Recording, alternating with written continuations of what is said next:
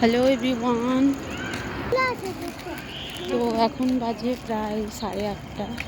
রাত্রেবেলা গেছিলাম হচ্ছে মার্কেটে বাজার করার জন্য।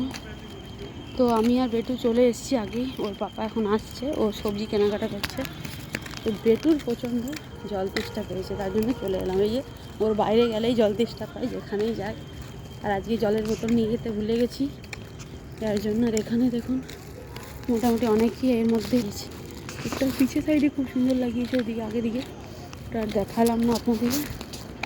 তো আমরা এখন চলে এসেছি প্রায় রুমের কাছাকাছি। এই যে এখানে আছে আমাদের রুমটা, আগে দিকে আছে আর একটু আগে।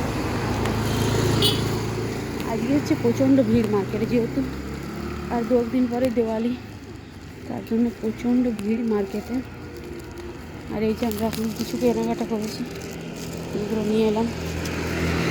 বাকি সবজিপাতি বেটুর বাবা নিয়ে আসছে। তো চলুন আমরা এখন বাড়ি যাই। আজ একটু লেট করে মার্কেট গেছিলাম, কারণ রাত্রেবেলার খাবার দাবার সব কিছু বানিয়ে তারপরে গেছিলাম।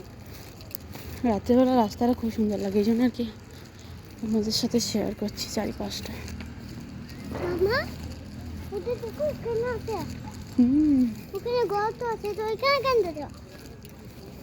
এইদিকে যাবো।